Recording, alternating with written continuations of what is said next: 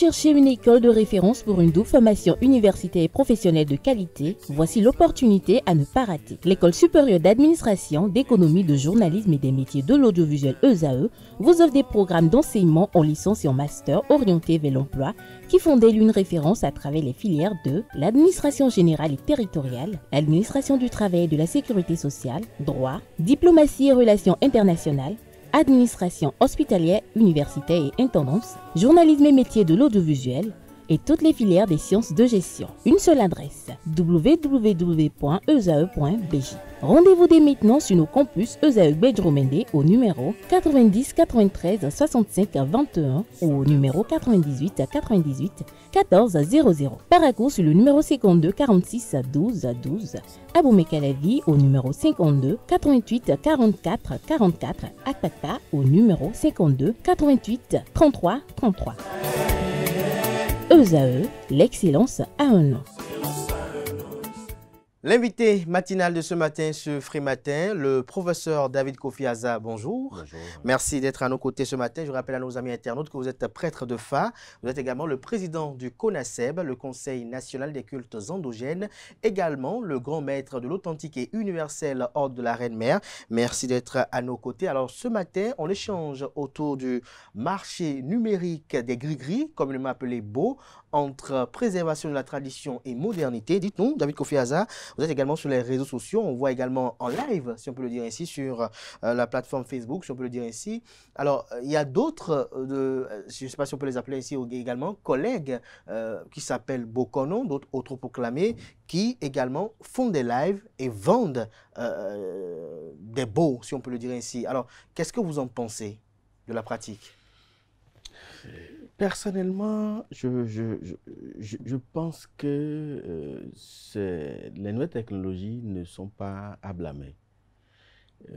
Mais à y voir de plus près, on a l'impression qu'au lieu que ça serve réellement à l'épanouissement de l'être, surtout en Afrique, et surtout en Afrique subsaharienne et principalement au Bénin, ça a commencé par détruire l'essence même de nos valeurs endogènes.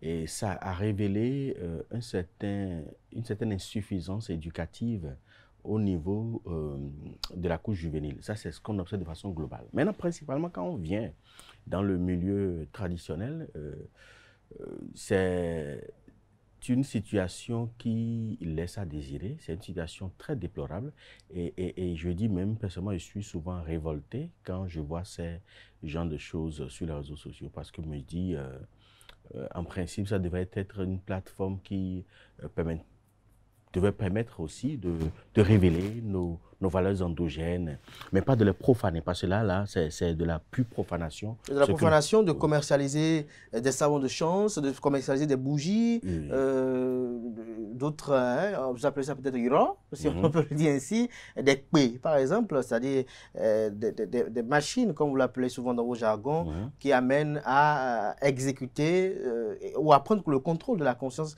des gens, par exemple. Est-ce que pour vous, c'est une profanation? Pour moi, c'est une profanation. Pourquoi? C'est une profanation à plusieurs égards. Parce que déjà, tout le monde n'adhère pas à tout.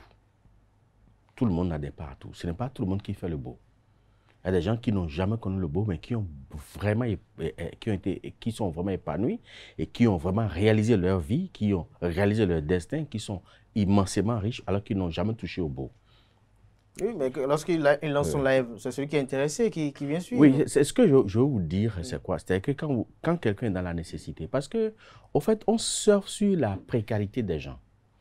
Et si, quand je suis sur les réseaux, je les observe très bien, quand quelqu'un vient dire tout ce que les autres sont en train de faire là, tout ça là, c'est faux. Les autres là ne connaissent rien du tout, voilà comment ça doit se faire. L'autre aussi vient dire tout ce que les autres aussi sont en train de faire, c'est faux. En fait, c'est le narratif qui accompagne la chose qui est très négative. Parce que nous sommes dans un domaine très vaste où il faut vraiment se cultiver pour prétendre connaître quelque chose. J'ai dit, il faut vraiment se cultiver pour prétendre connaître quelque chose. Alors que des gens qui n'ont aucune culture, ni du mécanisme du fonctionnement de la loi divine, ni du mécanisme du fonctionnement du macrocosme, encore moins du microcosme, ni ils n'ont aucune notion du fonctionnement des éléments des trois règnes, c'est-à-dire qu'ils n'ont aucune notion. Tout ce qu'ils savent, c'est qu'on lui a fait quelque chose au village et ils vont répéter la même chose. Et puis, c'est ceux-là qui disent que tous ceux qui sont là ne connaissent rien du tout. Et ce narratif-là de vouloir dénigrer les autres pour pouvoir se faire voir, de vouloir éteindre la lumière des autres pour pouvoir se faire voir, alors que toi-même qui veux te faire voir, là, qui dénigre les autres, tu n'as aucune notion du mécanisme même du fonctionnement de la nature. Et c'est toi. Le narratif est à décrier. Deuxième chose, mettre ces choses-là, parce qu'il y a des choses même sensibles, hein, il y a d'autres qui proposent même des divinités sensibles sur les réseaux. Mais ces choses sensibles au niveau aussi les réseaux, ça dénature parce que beaucoup vont courir pour venir acheter et vont expérimenter. Peut-être que les choses sont efficaces, mais eux ne retrouveront pas l'efficacité parce que leur véritable problème, c'est ailleurs. Ils vont commencer par dénigrer pour dire, bon, dans la tradition, il n'y a rien du tout. Ces choses-là, ceux-là, les Bokonon ou les Vodounon, ils n'ont rien du tout. Parce que lui n'a pas trouvé satisfaction chez vous. Et parce que lui n'a pas trouvé satisfaction chez vous, il dit que vous ne connaissez rien du tout. Or, il y a des gens meurent dans les hôpitaux. Mais ce n'est pas pour autant qu'on va dire que les médecins ne connaissent rien du tout. Parce qu'on n'a pas fait le meilleur diagnostic. On a voulu juste avoir de l'argent, on a voulu juste vendre quelque chose. Et après ça, ça a donné dérive à beaucoup de choses. Je crois hier, j'ai vu une vidéo où la personne a donné une recette pour apprivoiser les hommes. Elle a donné la recette pour la femme, pour que la femme puisse apprivoiser, c'est comme le dit Boitemi en griffe, pour que la femme puisse apprivoiser les hommes. Je suppose que la recette n'est pas efficace. Et ça aurait été même mieux que la recette ne soit pas efficace. Mais si c'est efficace... Est-ce que vous avez écouté la composition? J'ai écouté la composition, je ne vais pas donner de commentaires par rapport à ça, mais j'estime que le mieux serait été que la recette ne soit pas efficace. Donc elle est efficace, ce qui a été dit. Allez-y. Bon. On comprend demi-mot, oui. Mais quand la recette est efficace, vous imaginez tout le dégât que ça là, peut faire dans la société. Parce qu'aujourd'hui, nous avons des jeunes filles qui sont aux abois. Qui sont aux abois. Ils sont aux abois des hommes qui ont un peu de moyens. Et un homme qui a un peu de moyens et qui a un certain âge a forcément une famille. Et quand la jeune fille va découvrir ça, elle va faire ça à cet homme-là. Il a caressé dans sa famille. Il va abandonner sa famille et les enfants. Il a caressé dans sa famille, il a caressé sage, discipliné. Non, vous savez, il y a toujours des dérives. Le goût se trouve dans la diversité. Le goût se trouve dans la diversité. Donc l'homme reste l'homme. L'homme reste l'homme. Donc quand ça commence à se passer, elle va tirer son épingle du jeu, certes, mais c'est qu'elle va détruire toute une famille. Elle va détruire l'avenir d'un enfant ou des enfants de cette famille-là. Elle va détruire l'espoir nourri par cette femme-là qui a construit peut-être une partie de la vie de l'homme avec l'homme et espère déjà être à l'abri. Mais du jour au lendemain, tout capote dans ses mains et elle se retrouve peut-être dans la rue. Donc, ça va faire beaucoup de dégâts et ça fait beaucoup de dégâts. Il y a même d'autres, j'ai vu, qui donnent des astuces pour miner la femme. Comme le dit Razin Nakonyon. Mais écoutez, mais c'est très dangereux. Ce qu'on observe sur les réseaux sociaux. Et je pense que la HAC doit même se pencher sur cette question-là. Mais en dehors de la HAC, et vous, au niveau par exemple du Conseil national des cultes endogènes, également autres fêtières, des Vaudounois et autres, est-ce que vous y réfléchissez par rapport à ce que cela peut poser également comme problème de santé publique? Parce que parfois, ce sont des choses qui sont ingurgitées, des choses qui sont avalées, parfois sans aucune prise en compte de mesures sanitaires. Alors, est-ce que vous y réfléchissez pour ne pas qu'après, il puisse avoir notre problème? Parce que le coronavirus... Cette question-là est posée depuis plusieurs années. Et c'est d'ailleurs pour ça qu'on avait créé le Conseil national des cultes endogènes du Bénin, afin de pouvoir légiférer. Parce que, au fait, le plan qui se pose véritablement, c'est un manque de législation dans le milieu. Mais lorsqu'il y aura la législation, est-ce que vous pensez qu'elle sera facile à appliquer? Dès qu'il y a la législation, on peut réguler. Vous pensez que ce sera facile? Non, ça va être très facile de réguler. Dès qu'il y a la législation, ça va être très facile de réguler. Et déjà en amont, avant la législation, il faudrait que peut-être la RAC peut bien faire quelque chose. Parce que ce n'est pas facile de prendre ces lois-là. Vous avez vu la loi sur la sécurité, combien d'années ça a traîné avant qu'on ne puisse voter, promulguer. Donc ce serait la même chose également sur ce plan-là. Mais je pense que la RAC, avec ses prérogatives, peut prendre des dispositions. Parce qu'on a vu, ce phénomène-là s'est déplacé de la radio vers les réseaux sociaux. Avant, c'était au niveau des radios. Et quand vous ouvrez n'importe quelle radio, il y a encore 5 ou 10 ans, n'importe quelle radio, du matin au soir, c'est les savons, c'est les parfums, c'est les bagues qu'on entendait à longueur de journée au niveau des radios. Donc, ça s'est déplacé des radios, puisque ce n'est plus trop rentable. Maintenant, ça s'est déplacé vers les réseaux sociaux. Donc, je pense et là, ils n'ont plus besoin de payer quelqu'un. Hein? Ils n'ont plus besoin de payer quelqu'un. Quelqu'un qui a son téléphone, il balance des publicités à longueur de journée. Donc, je pense que la RAC devrait s'auto-saisir de cette situation-là et commencer par faire quelque chose en attendant que le législateur se penche sur la situation, parce que non seulement ça crée des dommages et ça porte en tosse à l'effort du gouvernement de révéler sur le plan culturel notre pays. Parce que ce qui se passe, c'est que ce n'est pas seulement au Bénin ici que la chose se passe, c'est qu'il y a des gens de la diaspora qui regardent ces choses-là et parfois qui envoient des milliers d'euros pour faire la commande de ces choses. D'autres n'ont jamais de retour. L'argent il y a des escrocs parmi eux. Il y a beaucoup d'escrocs parmi eux. D'ailleurs, au fait, le milieu est devenu un milieu refuge pour ceux qui ont échoué dans leur vie, ceux qui ont échoué dans leur scolarité, ceux qui n'ont pas pu se réaliser. C'est le milieu des Bokonons. Le milieu des Bokonons de Vaudounon, c'est devenu un milieu refuge pour tous ceux qui ont échoué dans leur vie. Ils se retrouvent là, quoi, au fait. Donc, il y a des gens de la diaspora qui... Mais pourquoi ils accourent comme ça? Est-ce que c'est parce qu'ils ont l'envie de se faire de l'argent sur le dos des problèmes des gens? Tout le problème, c'est qu'ils ont envie de s'enrichir sur la misère de la population. C'est tout le problème. Ce ne sont pas des gens qui sont prédestinés pour, ce ne sont pas des gens qui sont innés. Écoutez, il y a 20 ans, on n'avait pas ça. Moi, j'ai commencé la radio en 97 et la télévision en 99. Donc, on ne retrouvait pas ça. Il n'y avait rien de tout ça. On venait juste expliquer et faire la promotion de nos valeurs endogènes, mais pas venir vendre de bagues, venir vendre de paix. Sur tout ça, j'ai dit, c'est très, très dangereux. Donc, le plan qui se pose aussi... C'est dangereux de vendre le paix? C'est dangereux de vendre de paix, parce que si le paix, ce paix que vous vendez est efficace, mais c'est très dangereux, parce que c'est une arme redoutable, le paix. Et surtout, le déoulou bon que je vois sur les réseaux sociaux, les gens exhibent ça sur les réseaux sociaux. J'espère que ce n'est pas efficace. Parce que si c'est efficace, c'est que personne n'est à l'abri. C'est-à-dire, en d'autres termes? En d'autres termes, c'est qu'on remet des armes de destruction massive dans les mains de n'importe qui. Des gens qui n'ont aucune notion de nos valeurs morales, des gens qui n'ont presque aucune éducation, c'est des mal élevés, c'est des arrogants, c'est des gens qui n'ont... c'est des sans foi ni loi, et ces gens qui n'ont aucun respect pour la dignité humaine et qui détiennent ces armes-là, ben, ils vont en faire ce qu'ils veulent. Pour un mieux, pour un autre, ils peuvent détruire avec. Mais est-ce que quelque part, vous, en tant que vaudouisant, si on peut le dire ici également, qui êtes les plus anciens, est-ce que dans votre rang, vous n'avez pas failli? Est-ce qu'à un moment donné, vous n'avez pas démissionné? Est-ce qu'à un moment donné, vous n'avez pas vous-même baissé la garde? Parce que autrefois, il y a quelques jours, on a parlé des gougous ici, autrefois, il y avait des normes pour acquérir une divinité. Il y avait des règles pour peut-être accéder à un trône. Mais aujourd'hui, est-ce que quelque part, vous-même, au niveau des Vaudouinons, vous n'avez pas brisé les règles par favoritisme, par copinage ou parfois par nombrilisme? C'est possible. Mais je ne pense pas que ce soit à notre niveau. C'est possible qu'à des niveaux donnés, on a brisé les règles et tout. Mais le problème, c'est parce qu'il y a une faille. Oui, la faille est laquelle? L'absence de régulation. Mais si au niveau des Vaudouinons eux-mêmes, parce qu'il y a beaucoup qui se disent tabla, comme on le dit, c'est-à-dire des personnes couronnées, mais qui ont été couronnées par des Vaudouinons. Non, le problème n'est pas là. Il y a la plupart, plus de la moitié se sont autoproclamés. Plus de la moitié.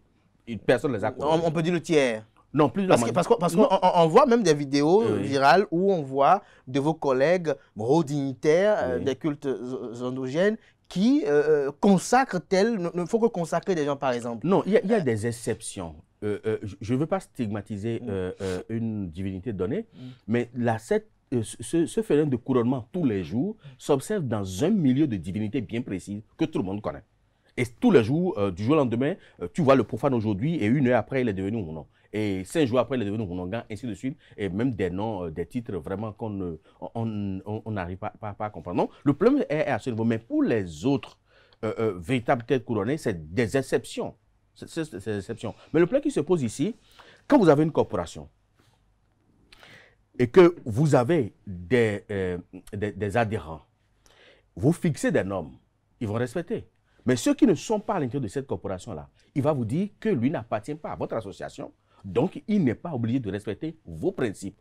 Mais il est également libre, puisque la liberté d'association est constitutionnelle. Donc s'il n'appartient pas à votre association, vos règlements intérieurs ne s'imposent pas à lui. Aujourd'hui, le CONASEB est la seule association qui dispose d'une charte pour la pratique des cultes endogènes et d'un code de déontologie. C'est la seule au Bénin aujourd'hui qui dispose de ça. Et nos membres respectent ce code de déontologie et respectent cette charte-là. Mais ceux qui ne font pas partie du CONASEB, ils sont très nombreux aussi, qui ne sont pas membres du CONASEB. Mais ceux-là vont vous dire, je n'ai rien à foutre avec votre association, moi je ne respecte rien du tout. Et là, vous n'avez aucun pouvoir de décision sur eux et vous n'avez aucune alternative pour pouvoir leur faire entendre raison. Et là, les dérives sont toujours là et tous les jours nous observons ça. C'est pour ça que moi je suis très peu digéré au niveau des cultes endogènes parce que je ne suis pas élitiste, mais je dis il faut qu'on fasse les choses selon les normes, selon les règles. Parce qu'on pense qu'on est seulement au Bénin, qu'il y a seulement au Bénin que nous avons les choses traditionnelles. Non, au Ghana il y en a, même plus développé que chez nous. Au Nigeria il y en a, même plus développé que chez nous. Au Togo il y en a et dans beaucoup d'autres pays il y en a. Donc le problème, tant que le législateur va se pencher sur la question ou les autorités de la RAC ne vont pas réglementer les réseaux sociaux, ça va toujours se poser. Il y a également un phénomène, puisque vous avez parlé tout à l'heure, dans votre description, sans que vous suivez quand même les réseaux sociaux, qu'il y a de l'arrogance par endroit, ces propos qui tentent à décrédibiliser les autres, et parfois ça plonge dans des invectives et même des menaces. Est-ce que pour vous, on ne doit pas y réfléchir autrement en attendant que l'État central prenne ses responsabilités? Oui, on ne peut que sensibiliser. On ne peut que sensibiliser. Et cette dérive-là qu'on observe dénote réellement de la maturité spirituelle que l'individu qui tient ses propos, au niveau où il se trouve, on le sent réellement. Parce que pour tout initié, nous avons, peut-être on va y revenir au cours d'une émission, les vertus cardinales de l'initié. L'initié a des vertus cardinales. Et la première vertu cardinale de l'initié, c'est l'humilité.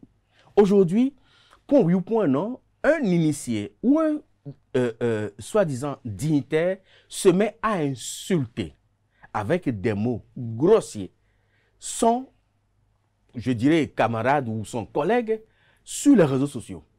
Et même fait des menaces de gris-gris pour dire, bon, ok, on va se tenter. Non, ce n'est pas des choses. Le tigre ne proclame pas sa tigritude. C'est pas que si vous détenez quelque chose, ce n'est pas sur les réseaux sociaux que vous allez venir afficher pour montrer que vous connaissez. Et nous observons par exemple des dignitaires qui insultent par exemple des femmes pour dire à Galetta, quand vous avez fini de faire prostitution, vous venez sur les réseaux sociaux pour vendre des gris-gris. Mais en même temps, ces femmes-là aussi, on connaît leur parcours. On connaît comment. Écoutez, une femme qui a échoué, son commerce n'a plus marché, plus rien du tout, du jour au lendemain vient pour dire elle vend de gris-gris. On ne vend pas de gris-gris.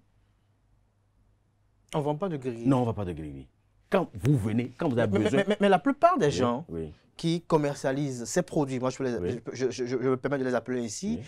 sont dans une philosophie de ce que pendant longtemps, on a maintenu les populations dans la souffrance, dans l'absence d'information. Et donc, vous les voyez souvent, ils partagent des astuces au quotidien et dans le même temps, ils disent que eux, ils donnent et rendent plus accessibles ces savons de chance, ces bains de chance, ces instruments de séduction ou de conservation de l'homme dans la vie et autres, ou ces instruments aussi de combat pour aller quémander peut-être ou obtenir quelque chose auprès de quelqu'un. Est-ce que la diffusion de ces astuces-là a amélioré le quotidien du Béninois pour autant? C'est faux. Est-ce que la diffusion de ces astuces a véritablement amélioré le quotidien du Béninois? Non, c'est faux. Au fait, l'objectif, c'est quoi? Inventer quelque chose, parce que la plupart du temps, près de 90% de ce qu'ils disent astuce, je ne sais pas ce que ça veut dire, astuce, ça veut dire du bricolage. Et quand j'entends, je dis, mais si vous voulez donner une recette contre quelque chose, dites, je veux donner une recette contre quelque chose. Mais quand on parle d'astuce, astuce, c'est du bricolage. C'est ce que ça n'a pas un autre nom. C'est-à-dire, on a essayé de bricoler quelque chose, on a donné tel résultat, et puis donc voilà. Ça, c'est beaucoup plus utile dans la cuisine. Les astuces, c'est beaucoup plus utile dans la cuisine ou dans la vie simple qu'on a des... Peut-être je veux faire oulet, comment les astuces pour faire oulet. Non, l'astuce, c'est du bricolage. Il faut arrêter avec ce mot-là. Si vous voulez donner des recettes, donnez des recettes. Si vous donnez des connaissances, donnez des connaissances. Si vous donnez des rituels de vie, comme l'a dit voilà, si vous donnez des rituels, donnez des rituels. Ça doit avoir un nom précis. Mais quand on dit astuce, tout le monde astuce, astuce, ça ne veut rien dire. C'est du bricolage. Maintenant, quand vous donnez ces astuces-là aux gens, l'objectif derrière ça, c'est quoi? C'est de montrer aux gens qu'on connaît quelque chose. Il y a certains qui n'arrivent pas à réunir les éléments dont on parle. Donc, ils sont obligés de faire recours à celui qui a donné cette connaissance-là. Moi, je suppose que des connaissances, parce que astuce, c'est du bricolage, à celui qui a donné cette connaissance-là, et pour qu'il puisse l'aider à le faire. Et une fois faire ça, il va revenir. Il va revenir. Donc, l'objectif, c'est d'attirer les gens vers eux. Donc, ce n'est pas forcément pour résoudre leurs problèmes. Et plus de 90% de ces connaissances-là qui sont données quand on les observe, parce que vous savez, les connaissances obéissent à des principes, à des normes. C'est-à-dire? Écoutez. Donnez-nous aussi des recettes aussi. Non, moi, vous ne me verrez jamais donner ce genre de choses sur les réseaux sociaux. Parce que tout le monde va vouloir le faire. Mais ça ne va pas marcher pour tout le monde. C'est quand vous prenez un euro. On peut être 10 personnes à le faire. Ça marche pour une seule personne. Mais les 9 autres vont dire quoi? Que ça n'a pas marché. Et il va supposer qu'il n'y a rien là-bas. Or, ce n'est pas ça.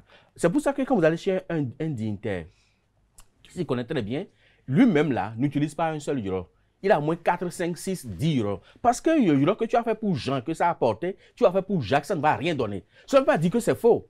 C'est que c'est bien efficace. Mais ce n'est pas efficace pour Pierre. Ce n'est pas approprié. Ce n'est pas approprié à Pierre. Donc, c'est pour ça qu'il faudrait que la personne vienne. Et qu'on check la personne. Qu'on diagnostique réellement le mal de la personne. Oui, justement, ce procédé dont vous parlez, oui, il est coûteux pour les patients. Mais si pour les qualifier ici. Non, l'automédication est plus coûteuse. Parce que l'autre problème également, oui, David Kofi Azar, oui, dans le rang des dignitaires du culte vaudou, c'est que, par exemple, il y en a dans vos rangs qui proposent des salons de chance, par exemple, à 500 000 francs CFA. Il y en a qui proposent, par exemple, des rituels à 300 000 francs CFA. Alors, celui qui a un problème profond, qui est dans une situation vraiment tumultueuse et qui trouve à côté, entre celui qui lui propose 300 000 francs, 500 000 francs CFA, quelqu'un qui lui dit, j'ai un savon qui peut. Il voit le savon dans le même plastique que ce que l'autre lui propose à 400 000, 500 000 francs CFA, mais ici, c'est proposé à 20 000 francs ou à 25 000 francs. D'ailleurs, je dis quelque chose. Oui. Ce n'est pas la et la préparation de ce savon-là lui est effectuée en live. C'est-à-dire, il voit que ce savon-là, comment c'est composé. Ce n'est pas comme là où il paye 300 000 francs, 500 000 francs CFA, où il est reçu de façon expéditive, et on lui remet un truc dont il ne maîtrise rien la composition, on dit va utiliser. Ici, c'est comme un laboratoire. On lui montre que le savon là, voilà comment il est composé. On voit même les animaux qui sont tués pour la préparation du savon. Tout ça là, ça a des revers. C'est pas parce que le savon est cher ou le produit est cher que c'est efficace. Ça ne veut rien dire.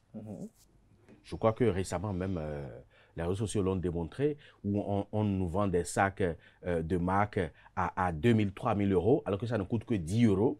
On a vu ça. Donc, ce n'est pas parce que le produit est cher que c'est efficace. Ça ne veut rien dire.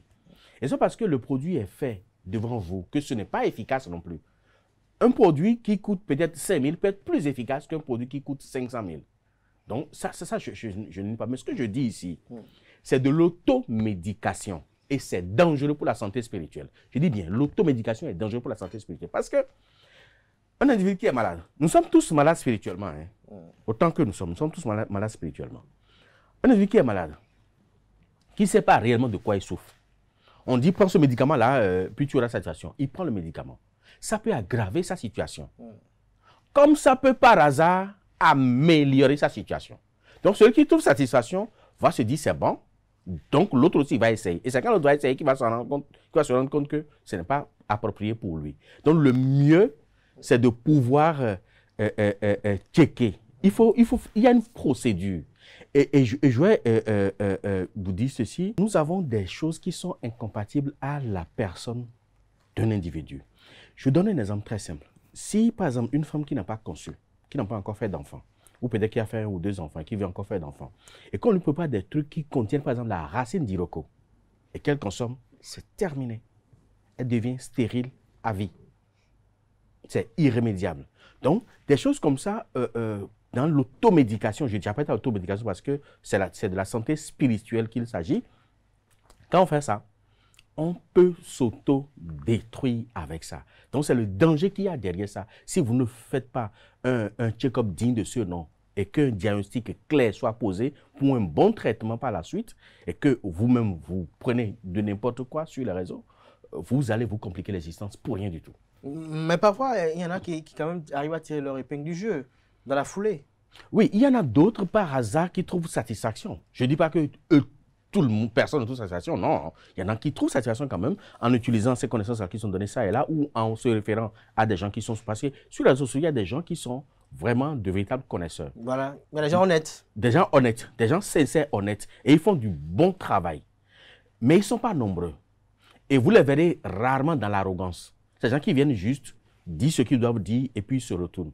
Mais ceux qui sont dans l'arrogance, c'est qu'ils suppléent leur insuffisance par cette arrogance-là. C'est-à-dire qu'on veut forcément imposer le respect. On n'impose pas le respect. Non. Le respect s'impose de lui-même. Et autre chose, vous savez que nous avons une population qui aime le sensationnel. C'est surtout ça. On aime le sensationnel et tout ce qui n'est pas extravagant, avec du sang par ici, avec ci, ceci par là, avec des cornes de buffle ou de ceci, on n'y croit pas. Ceux-là, ils savent que la population veut du sensationnel. Donc, on apporte du sensationnel. On leur offre ce qu'ils veulent. On leur offre ce qu'ils veulent. On leur dit ce qu'ils veulent entendre, justement, pour pouvoir les appâter. À partir de ce moment-là, moi, je pense qu'il faudra faire très attention. Et je dirais simplement à la HAC, en entendant que le législateur se penche sur la question, de commencer par réguler ces informations-là et surtout ces propagandes-là sur le TikTok béninois et sur le Facebook béninois, aussi sur d'autres réseaux sociaux également. Donc, c'est très important. Merci à vous, David Kofi Aza. Je rappelle que vous êtes prêtre de FA, président du CONASEB, également le grand maître de l'authentique et universel ordre de la Reine-Mère. Merci pour ce moment d'échange. C'est la fin de Free Matin ce matin. Merci pour l'attention également, chers amis internautes. Portez-vous bien.